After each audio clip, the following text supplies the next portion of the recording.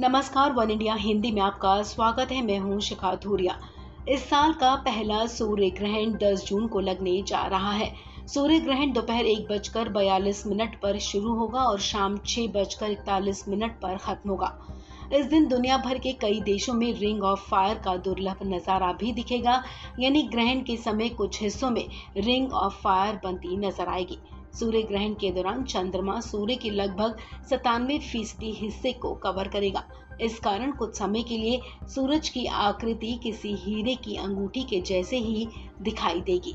आपको बता दें, भारत में ये सूर्य ग्रहण दिखाई नहीं देगा। आपको बता दें कि इस साल का ये दूसरा ग्रहण है। इससे पहले 26 मई को चंद्र ग्रहण लगा था। ग्रहण के दौरान रिंग ऑफ फायर उस वक्त बनती है जब चंद्रमा सूरज से ज्यादा दूरी पर होने के कारण उसे पूरी तरह से ढक नहीं पाता। ऐसे में चंद्रमा से केवल सूरज का बीच का हिस्सा ही ढक पाता है और बीच के हिस्से की रोशनी पृथ्वी तक नहीं पहुंच पाती। इस स्थिति में केवल साइड से ही सूरज की रोशनी पृथ्वी से दिखाई देती है। जब सिर्फ साइड से ही सूरज की रोशनी पृथ्वी पर पड़ती है, तब उसे रिंग ऑफ फायर या फिर अग्नि वलय कहा जाता है। नासा के मुताबिक रिंग ऑफ फायर का सबसे शानदार नजारा कनाडा और रूस में दिखाई देगा।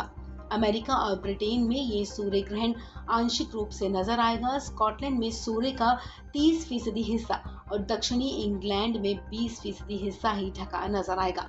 आपको बता दें, अमेरिका के पूर्वी राज्यों में ये 70% तक दिख सकता है।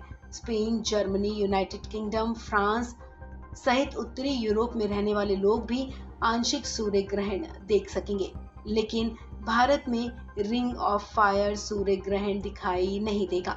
इस कारण ग्रहण के पहले लगने वाला सूतक काल भी मान्य नहीं होगा। सूतक काल के दौरान मंदिरों के कपाट बंद कर दिए जाते हैं, लेकिन इस सूर्य ग्रहण का भारत पर कोई प्रभाव नहीं होने के कारण 10 जून को मंदिरों के कपाट खुले रहेंगे।